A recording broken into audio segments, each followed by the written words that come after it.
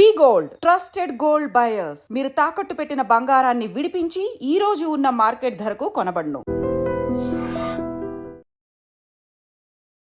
Sir నమస్తే అండి. నమస్తే అండి. సార్ సాధారణంగా జైల్స్ అనగానే పోలీస్ వెర్షన్ ఒకటి ఉంటుంది, ఖైదీల వెర్షన్ ఒకటి ఉంటుంది. ఖైదీలు ఏమంటారంటే జైల్స్లోకి వెళ్తే డబ్బులు ఇస్తే ఏదైనా దొరుకుతుంది, ఒక అమ్మాయిలు తప్పించి అన్నీ దొరుకుతాయి, మందు కానీ డ్రగ్స్ కానీ గంజాయి కానీ ఏమైనా దొరుకుతాయి, ఫోన్లు అయితే ఎక్కడైనా వాడుకోవచ్చు అని వాళ్ళు బహిరంగంగా చెప్తుంటారు.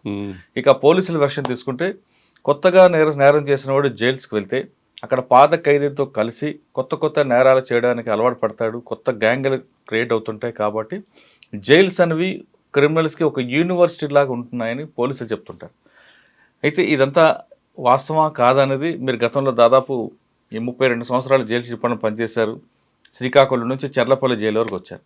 చర్లపల్లి జైలు అనగానే సాధారణంగా అందరికి కూడా అది హైటెక్ జైలు.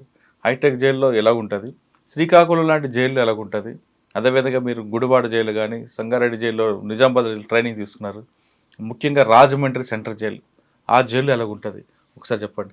ఈ జైల్స్ గురించి చెప్పే ముందు బ్రీఫ్గా మీ కుటుంబ నేపథ్యం, ఈ డిపార్ట్మెంట్లకి బై ఛాన్సా బై చాయిస్ రావాలనుకుంటున్నాను? లేదండి, నేను త్రూ ఎంప్లాయ్మెంట్ ద్వారానే రిక్రూట్ అయ్యాను. ఒకసారి మీ ఫ్యామిలీ, మీ పేరెంట్స్. మా నాన్నగారి పేరు మగలదుత్తి వెంకటకృష్ణారావు గారు, రిటైర్డ్ లాక్ సూపరింటెండెంట్, ఆయన చనిపోయారు. మా అమ్మగారి పేరు వెంకట మహాలక్ష్మి, ఆవిడ కూడా చనిపోయింది. నేను ఇప్పుడు హైదరాబాద్లో ఉంటున్నాను. 92లో నేను సర్వీస్లో జాయిన్ అవ్వటం జరిగింది. 92లో జాయిన్ అయ్యి హైదరాబాద్లో ట్రైనింగ్ తీసుకుని ఫస్ట్ పోస్టింగే వెస్ట్ గోదావరి నరసాపురం ఇచ్చారు. అప్పుడు డీజీ గారు మాకు జిఎస్ ప్రభాకర్ గారని, ఆయన పోస్టింగ్ అక్కడ ఇచ్చారు. ఫస్ట్లో మేము 92లో సర్వీస్ ట్రైనింగ్ ఎక్కడ తీసుకున్నారంటే? ట్రైనింగ్ హైదరాబాద్ అండి. ఫస్ట్ 6 months హైదరాబాద్, తర్వాత సబ్సిక్వెంట్గా ఇన్ సర్వీస్లో ట్రైనింగ్ వెల్లూరు, తమిళనాడు. అంటే జైల్స్ డిపార్ట్మెంట్కి వెళ్ళినప్పుడు అంటే బై ఛాన్స్ వచ్చింది జాబు, అక్కడ అందరు క్రిమినల్స్ ఉంటారు, వాళ్ళతో పని ఏంటి అని ఎప్పుడో ఫీలింగ్ రాలేదా మీకు? అట్లాంటిది ఏం లేదు. అప్పుడు ఏదో ప్రొఫెషన్లోకి రావాలనుకున్నాం, వచ్చాము. వచ్చిన తర్వాత చూసిన తర్వాత మనం ఇక్కడ జాబ్ చేయడానికి బోల్డంత ఉంది మన చేతి నిండా పని అని అయితే మాత్రం నేను అట్లయితే ఫీల్ అయ్యా. ఎందుకంటే ఒక ముద్దాయి అంటే ఒక డీవియేషన్ మేనర్, మనం దాన్ని సంస్కరించి ఉద్దేశం మన correctional services, prisons and correctional services. కాబట్టి మనకైతే అందులో ఫుల్గా అవకాశం ఉంటుంది, చేయడానికి అవకాశం ఉంటుంది. అట్లాగే నన్ను శ్రీకాకుళం జైలుకి పంపించినప్పుడు కూడా నేను అట్లాగే అనుకున్నా.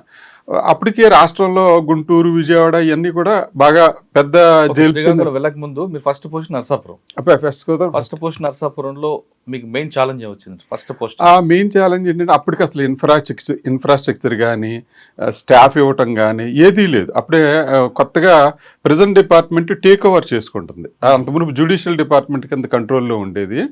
ఫస్ట్ క్లాస్ మేజిస్ట్రేటే జైలుకి సూపరింటెండెంట్గా ఉండేవాడు. వాళ్ళ దగ్గర నుంచి మేము ఛార్జ్ తీసుకుని మా జైలు తరపున సంస్కరణలు పెట్టడం కానీ అవన్నీ కూడా మేము ఇంప్లిమెంట్ చేసాం.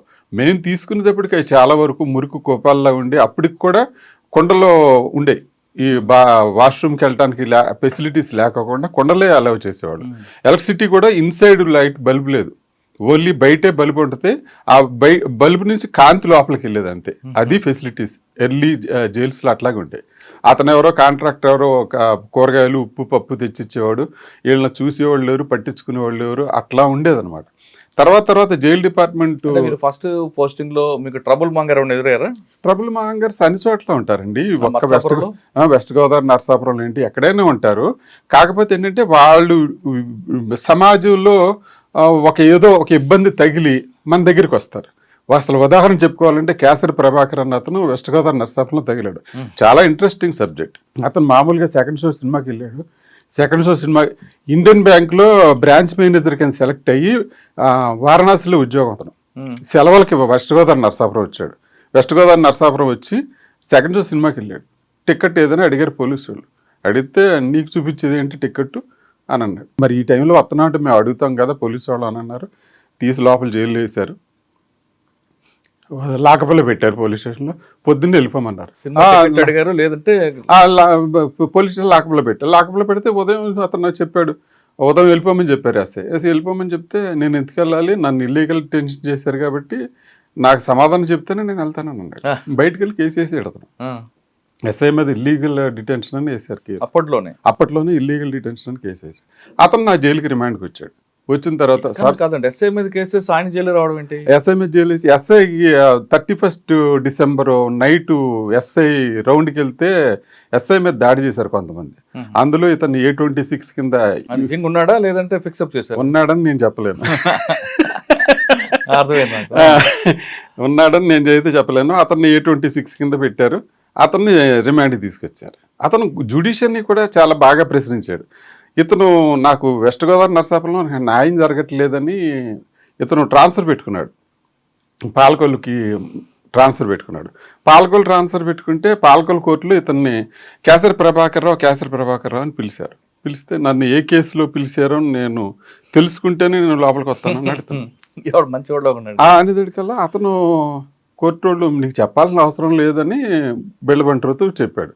చెప్తే కేసరి ప్రభాకర్ అలా కాదు, నేను చెబితేనే నేను వస్తా, రాజ్యాంగం నాకు ఇచ్చిన హక్కు ప్రకారంగా నన్ను ఏ కేసులో పిలుస్తున్నారో నాకు తెలిస్తేనే నేను లోపలికి హాజరవుతాను. గట్టిగానే చాలా మంచి మనిషి సార్, చాలా మంచి మనిషి. I'm appreciate still today also. లోపలికి వెళ్ళాడు కోర్టులకి. తర్వాత కోర్టుకి వెళ్ళకపోతే రిమాండ్ ఇచ్చారు, నా దగ్గరికి వచ్చాడు. వచ్చిన తర్వాత వ్యవస్థలో నాకు ఇట్లా లోపాలు ఉన్నాయి, నేను హంగర్ స్ట్రైక్ చేస్తాను జైల్లో అన్నాడు. ఓకే, నాకేం ప్రాబ్లం లేదు, మీరు కాగితం మీద రాసిచ్చామన్నారు. అట్లాగే రాసిచ్చేసేసాడు. నేను మామూలు జ్యుడిషియరీ ఆఫీసర్ పంపించాను. సబ్సిక్వెంట్గా అతన్ని సెంట్రల్ జైలు రాజమండ్రికి ట్రాన్స్ఫర్ చేశారు. అంటే జైల్లో హంగర్ స్ట్రైక్ చేయకూడదా? అంటే హంగర్ స్ట్రైక్ చేయడానికి సబ్ జైల్లో పెద్ద ఫెసిలిటీస్ ఉండవు. సెపరేట్ రిమాండ్ పెట్టడానికి, సెపరేట్గా లాకప్ చేయడానికి అట్లాగే ఏమి ఉండదు. కాబట్టి మేము ట్రాన్స్ఫర్ చేసాం. ఫస్ట్ ఎయిడ్ పర్మిషన్ తీసుకుని అతను ట్రాన్స్ఫర్ చేసాం. కానీ సబ్సిక్వెంట్గా అతను చట్టం మీద పోరాడి తర్వాత ప్రాణాలు కూడా వదిలేసుకున్నాడు, చచ్చిపోయాడు పాపం. అంటే ఫస్ట్ కేసు మీకు మంచి కేసు సార్, చాలా మంచి కేసు అది. ఆయన హక్కుల మీద ఆయన పోరాటం ఆ చేశారు. హక్కుల మీద పోరాటం. ఓకే, అక్కడ నర్సాపూర్ తర్వాత నర్సాపురంలో చాలా పీస్ఫుల్గానే ఉండేది. ఎవరు రౌడీ షీటర్లు కానీ అప్పటికే అంతమునిపే ఉక్కుపాదం పెట్టి చేశారు. అక్కడి నుంచి మళ్ళీ నేను సెంట్రల్ జైలు రాజమండ్రికి వచ్చాను. రాజమండ్రి సెంట్రల్ జరగానే అప్పట్లో కంబైన్డ్ ఏపీలో అదొక పెద్ద సెన్సేషన్ జైలు. అక్కడ నక్సలైట్లు కానీ లేదు క్రిమినల్స్ కానీ, మోస్ట్ వాంటెడ్ క్రిమినల్స్ కానీ, లేదా హ్యాబిచువల్ అఫెండర్స్ కానీ అక్కడ ఉంటారు. నక్సలైట్ బ్లాక్ సెపరేట్గా ఉండేది రాజమండ్రి సెంట్రల్ జైల్లో. తర్వాత సెపరేట్గా కన్ఫైన్మెంట్కి వేరే సెల్స్ కూడా ఉండే. మాకు అప్పుడు వచ్చిన సూపరింటెండెంట్ గారు ఆ సెపరేట్ సెల్స్, పనిష్మెంట్ సెల్స్ కూడా తీసేసి వీళ్ళందరూ కూడా జనజీవన సమితిలోనే కలిసిపోవాలని నక్సలైట్ బ్లాక్ కూడా తీసేసి మామూలుగా చేసేసాడు. ఆయన అందరూ కలిపే ఉండాలని పెట్టాడు. వాళ్ళకి సెపరేట్ ఏంటి, సెపరేట్ ఫుడ్ ఏంటి అదేం లేదు, అందరూ కలిసే ఉండాలని అన్నాడు. అట్లా అప్పుడు రాధాకృష్ణ శెట్టి కాదండి, నక్సలైట్లు ఎవరు ఉండేవారు మీ దగ్గర? నక్సలైట్లు పేర్లు మర్చిపోయానండి. అంటే వాళ్ళు ఏమైనా ఇబ్బంది పెట్టేవారా? అంటే వాళ్ళు ఎక్కువగా హక్కుల కోసం పోరాడతారు. వాళ్ళు హక్కుల కోసం పోరాడేది ఏమన్నా సాయంత్రం 6 దాకా కొంచెం బయట ఉండాలని చూస్తారు. వెళ్ళిపోయేటప్పుడు లాల్ సలాం వల్ల లాకప్కి వెళ్తారు. అంతకుమించి వాళ్ళది ఏం లేదు. వార్తలు వినేవాళ్ళు అప్పట్లో. ఆల్ ఇండియా రేడియోలో వచ్చే వార్తలు వినేసి ఆ వార్తలు అయిపోయిన తర్వాత లోపల లాకప్కి వెళ్ళేవాడు. కానీ ఎప్పుడు మీకు ఇబ్బంది పెట్టలేదు? ఎప్పుడు ప్రాబ్లమేటిక్ పెట్టలేదు. అక్కడ ఎవరైనా ట్రబుల్ మాంగర్ ఉన్నారా? రాజమండ్రి సెంట్రల్ జైల్లో మాకు ఎవరు ట్రబుల్ మాంగర్ లేరు. అయినా అప్పుడు నేను ఎస్ఐ క్యాడర్, సూపరింటెండెంట్ క్యాడర్ వేరే ఉంటారు కాబట్టి నేను ఒక ఎస్ఐ క్యాడర్. అక్కడ రోజుకి ఎన్ని రౌండ్స్ చేస్తారండి మీరు లోపలండి? ఉదయం అల్లాకి ఇంకోసారి వెళ్తారు. అసలు సాధారణంగా జైలు నిబంధనల ప్రకారం ఎన్ని గంటలకు ఓపెన్ చేస్తారు, ఎన్ని గంటలకు క్లోజ్ చేస్తారు? బిఫోర్ 6 అండి. బిఫోర్ 6 5:40 కల్లా మేమంతా స్టాఫ్ అందరూ అక్కడికి వెళ్ళాలి. మేము వెళ్ళిన తర్వాతే అక్కడ ఓపెన్ చేస్తారు. లోపల నైట్ డ్యూటీ వాళ్ళు ఉంటారు, కానీ ఆఫీసర్ వచ్చిన తర్వాతే ఓపెన్ చేస్తారు. అన్లెస్ అదర్వైజ్ ఆఫీసర్ రాకపోతే ఓపెన్ చేయకూడదు. అందుకని సూర్యోదయానికి ముందే ఓపెన్ చేస్తారు. సూర్యోదయానికి ముందే ఓపెన్ చేస్తారు. చేసిన తర్వాత వాళ్ళ కార్యక్రమం ఏముంటాయి? సూర్యోదయం ముందే ఓపెన్ చేసిన తర్వాత వంట చేసేవాళ్ళు వంటకి వెళ్ళిపోతారు. కాలకుర్చాలు తీసుకునే వాళ్ళు కాలకుర్చాలు చేసుకోవడానికి వెళ్తారు. సబ్ జైల్స్లో అయితే వీళ్ళు కాలకుర్చాలు తీసేసుకునే టైంకల్లా వాళ్ళు టీ అందించేస్తారు. తర్వాత బ్రేక్ఫాస్ట్ ఇస్తారు, లాకప్ వెళ్ళిపోతారు. తర్వాత కోర్టులో ఎవరెవరు ఉన్నారో వాళ్ళందరూ సిద్ధమైపోతే వాళ్ళకి ఇంచుమించుగా 9 లోపే ఫుడ్ పెట్టేస్తారు. ఎందుకంటే కోర్టులు కొన్ని దూర ప్రాంతాలు కూడా కోర్టులకు వెళ్ళాల్సి ఉంటుంది కొంతమంది ముద్దాయిలు. ఒకవేళ వాళ్ళు డిలే అయినట్టయితే కోర్టులు కూడా సూపరింటెండెంట్ని కోర్టుకు వచ్చి సమాధానం చెప్పమని అంటాయి. అలాంటి పరిస్థితులు ఉంటాయి కాబట్టి వాళ్ళకి ముందే ఫుడ్ పెట్టేసి కోర్టులకు రెడీ చేస్తారు. ఇలాగ ఎస్కార్ట్ ఎవరెవరు వచ్చారు ఏంటో చూసి ఆ ముద్దాయిలకు లోపల ఇన్ఫార్మ్ చేస్తారు, నీకు వచ్చింది ఎస్కార్ట్, నువ్వు రెడీగా ఉండని చెప్తారు. అతను రెడీగా ఉంటాడు, అతన్ని హ్యాండ్ ఓవర్ చేసి పంపిస్తాడు. ఉదయం ఎన్ని గంటలు టీ ఇస్తారండి? ఉదయం బిఫోర్ 6:30 6:40 కల్లా టీ అయిపోద్దండి. 7:20 కల్లా బ్రేక్ఫాస్ట్ అయిపోతుంది. మామూలుగా యూజువల్గా కోర్టుకి వెళ్ళిన వాళ్ళు అయితే 9 కల్లా భోజనం చేసేస్తారు. లంచ్ ఎన్ని గంటలకు ఇస్తారు? అదే భోజనం అంటే అదే 9 గంటలు 9 గంటలకల్లా భోజనం ఇచ్చారు. లేకపోతే మరి 10ంటికి కోర్టుకి వెళ్తారు కదండి. మళ్ళీ ఒకవేళ వెళ్ళలేదు అనుకోండి కోర్టుకి, కోర్టుకి వెళ్ళినప్పుడు 9-9:30 కల్లా ఫుడ్ అయిపోతుందండి. ఫుడ్ పంపిణీ అయిపోద్ది.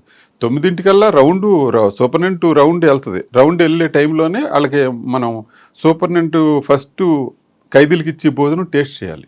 టేస్ట్ చేసేసి అప్పుడు పాస్ ఆన్ చేయాలి. అప్పుడు పంపిణీకి వెళ్తాను అనమాట.